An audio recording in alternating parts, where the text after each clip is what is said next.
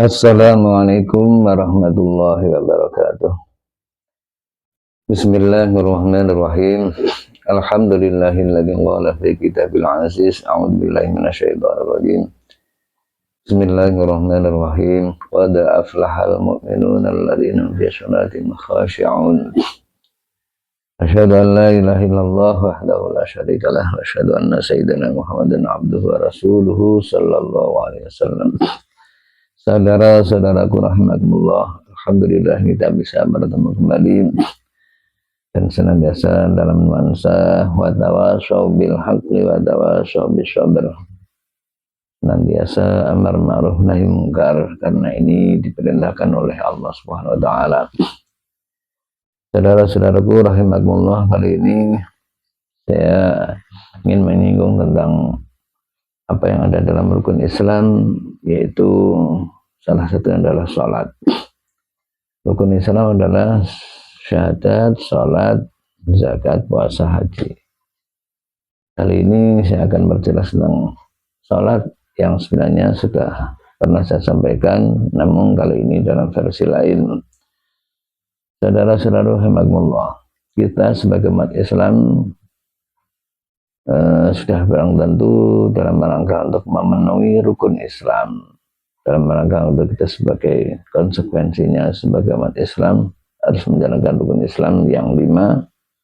Kali ini akan saya perjelas dengan yang namanya sholat. Sholat yang selama ini kita kerjakan, ya, di dalam Quran itu sekian banyak istilah-istilah yang disematkan bagi orang yang sholat. Di antaranya adalah fawailul lil musallin alladzina hum an sholatim sahun. Itu ada orang yang sholat namun di sini disilakan adalah lalai dalam sholatnya, makanya diancam dengan siksaan. Sebenarnya sudah sholat, namun sayangnya dalam pelaksanaan sholatnya itu masih lalai. Lalai di sini bisa berarti mungkin dari sisi waktunya, tidak dalam waktunya. Artinya sholat yang sebenarnya diwajibkan dalam waktu-waktu tertentu, 5 waktu itu waktunya semua tertentu, namun kalau dilakukan di luar waktu itu, ini masuk kategori orang yang lalai atau yang ceroboh. Jadi menjalankan sholatnya itu tidak di dalam waktunya, atau boleh jadi kelalaiannya itu dari sisi syarat sahnya sholat, atau boleh jadi rukun-rukunnya sholat. Yang jelas sudah menjalankan sholat namun secara tuntunan syariat mungkin belum sesuai dengan aturan-aturan yang telah ditetapkan, maka dikatakan fawailul lil musallin, celakalah bagi orang yang sholat yang lalai dalam sholatnya, atau boleh jadi dari lupa dengan rakaatnya dan lain sebagainya. Yang kedua, ada orang yang sholat yang masuk kategori hafidhun, walladzina an sholatihim yuhafidhun, yaitu orang yang senantiasa menjaga sholatnya. Jadi termasuk boleh jadi kebalikan dari yang sahun, orang yang senantiasa menjaga sholatnya, menjaga dari waktunya sesuai dengan tuntunan yang berlaku, termasuk juga syarat dan rukunnya sholat, termasuk aturan-aturan yang berlaku, dan lebih-lebih termasuk nuansa hati. Yang jelas masuk kategori orang yang menjaga sholatnya, menjaga dari syarat dan rukunnya, menjaga dari hal-hal yang membatalkan, yang merusakkan sholat. Itu masuk kategori orang-orang yang oleh Allah diberi kabar gembira tentang, termasuk golongan orang-orang mukmin yang berbahagia, yaitu orang-orang yang senantiasa menjaga sholatnya. Lantas ada lagi yang orang yang masuk kategori khusyuk dalam sholatnya, juga termasuk kategori orang yang berbahagia, orang-orang mukmin yang berbahagia, yaitu orang-orang yang dalam sholatnya bisa khusyuk, Ini khusyuk itu suatu perilaku batin atau hati di dalam menjalankan sholat, disertai dengan rendah hati, disertai dengan menghadap, dengan khudu, dengan hatinya ikut sholat. Artinya tidak hanya sekedar gerakan lesan, gerakan jasmani, namun hatinya ikut menghadap kepada Allah, rendah diri kepada Allah, ikut mantap di hadapan Allah. Ini termasuk juga kategori orang-orang yang berbahagia. Qad aflahal mu'minuna alladzina hum fi shalatihim khashi'un. Berbahagialah, benar-benar berbahagialah orang-orang mukmin yang dalam salatnya bisa khusyuk. Yang terakhir adalah orang yang dalam salatnya itu diistilahkan dengan alladzina hum fi shalatihim daimun. Orang yang salat terus menerus. Coba sejenak kita perjelas tentang ini. Salat jelas, kalau dalam definisi syariat adalah salat adalah satu pekerjaan yang diawali dengan takbiratul ihram, diakhiri dengan salam dengan cara-cara tertentu yang telah ditetapkan dalam aturan-aturan fikih, aturan-aturan syariat. Namun dirangkai dengan daimun, salat daim. Berarti salatnya terus menerus. Ini boleh jadi pengertian daim, di samping dia menjalankan syarat-syarat yang fardu yaitu 5 waktu, ditunjang atau ditambah dengan salat-salat sunnah, misalnya rawatib, qobliyah, ba'diyah, ditambah salat-salat sunnah yang lain, duha, salat tahajud, salat witir, salat hajat, salat taubat, dan lain sebagainya. Jadi seakan-akan dia dalam sekian banyak waktu atau bahkan setiap waktu itu senantiasa menjalankan sholat. Ada yang memberi makna seperti itu. Jadi selalu dalam kondisi sholat. Ini dari ini berarti pengertian bisa memang benar-benar sholat dari setiap saat, meskipun tidak terus menerus, tapi karena seringnya, karena banyaknya sholat yang dilakukan. Jadi tidak hanya sholat 5 waktu saja, didukung dengan rawatib, qobliyah, ba'diyah, boleh jadi ditambahi salat-salat sunat, bahkan salat mutlak, dan sebagainya. Seakan-akan terus dalam kondisi sholat. Ada lagi yang memberi makna bahwa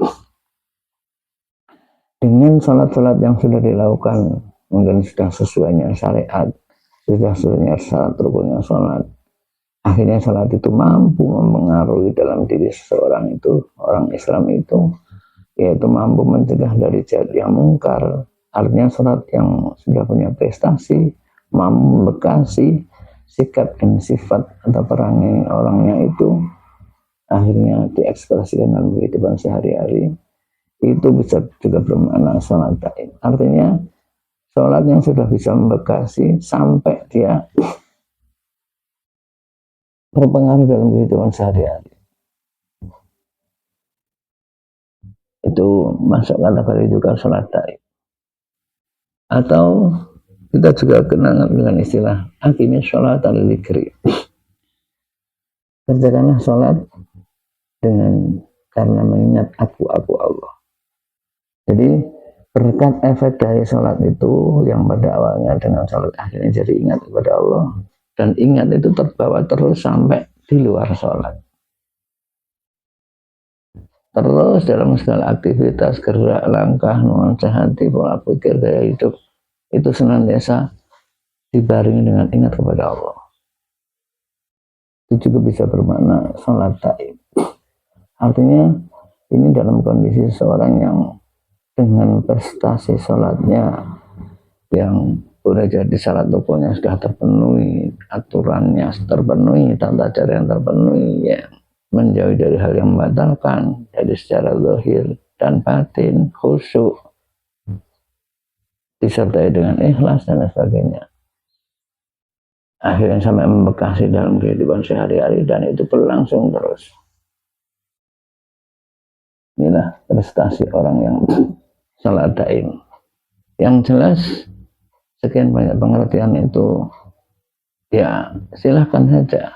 Namun dalam ukuran ayat yang disampaikan masuk kata-kata salat daim adalah yaitu pada dasarnya innal insana khuliqa halu'a.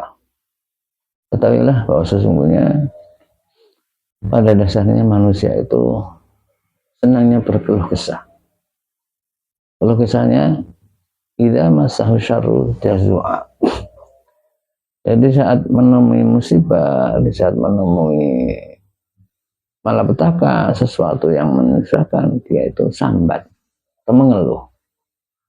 Gimana ini kok gak punya uang, gimana rasanya badan kok sakit semua, gimana ini kok gak sembuh-sembuh, dan isinya mengeluh di saat kena sesuatu yang menyedihkan, menyusahkan, prihatin kena musibah. Apa yang terucap, yang terungkap itu keluhan, sambat, ngersulullah. Sebaliknya wa idza masa'ul khairu manua. Kalau mendapat suatu nikmat, kebahagiaan, sesuatu yang keberuntungan, dia lupa diri, dia gigit. Itu karakter dasar dalam manusia. Adapun seperti itu. Namun illal ladzina hum 'ala shalatihim daim.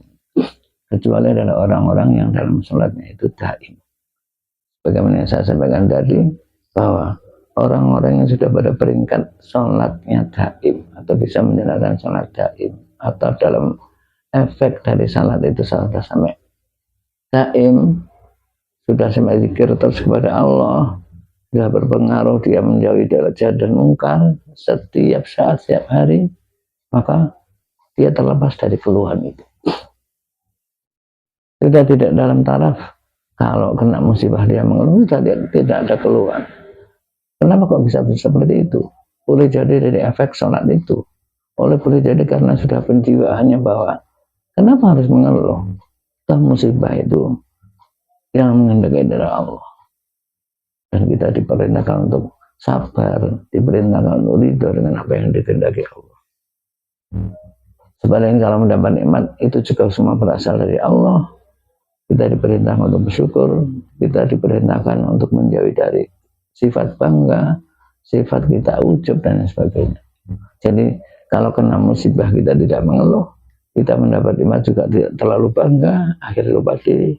Nah, itulah yang dipunyai oleh yang dimiliki orang-orang yang sudah dalam fase bisa sholat daim. Jadi yang prinsip adalah sholat daim adalah sholat yang sudah dalam taraf orang itu atau yang menjalankan sholat daim itu tidak mengeluh dengan adanya musibah, tidak berbangga dengan adanya nikmat. Sesuai dari yang saya sampaikan dari innal insana khuliqa halu'a idza massahu syarru jazua wa idza massahu khairu manua. Illal ladzina an sholati ala sholatihim daim. Dan lagi ini satu peringkat yang tentu sangat kita dambakan karena selama ini kenyataan kita belum sampai taraf itu. Kita masih sering mengeluh di saat kena musibah, di saat nggak punya uang, di saat kena masalah dengan keluarga, dengan masyarakat. Sebaliknya kalau kita sedang mendapat ujian misalnya, kita langsung berbangga, kita ujub dan sebagainya. Itulah saat ini kita masih seperti itu, belum pada taraf sholat orang yang sudah bisa menjalankan sholat daim. Padahal itu marilah kita senantiasa berusaha untuk itu, bagaimana agar supaya prestasi sholat kita itu dalam prestasi yang diantaranya tanhanil fahsya'i wal munkar, mampu mencegah dari berbagai jahat dan mungkar. Selanjutnya pula kita juga tidak gampang mengeluh dan gampang ujub, gampang berbangga diri. Demikian saudara-saudaraku yang bisa sampaikan, semoga sekalian ini memberi pencerahan kepada kita. Akhirnya kita gairah, kita semangat untuk membenahi diri, bagaimana agar supaya kita sholat kita mulai dari kita terjaga waktunya, syarat rukunnya, aturan-aturannya, dan kita istiqomah, kita bisa khusyuk dan sebagainya, bisa ikhlas, sampai itu menjadi satu tabiat, menjadi satu kebiasaan yang akhirnya benar-benar sholat itu membawa kita untuk mampu menjaga dari perbuatan jahat dan mungkar, bahkan akhirnya sampai mendarah mendaging, kita dicurigai oleh orang, dicurigai oleh salat daim. Demikian, ada kekurangannya, mohon maaf. Assalamualaikum warahmatullahi wabarakatuh.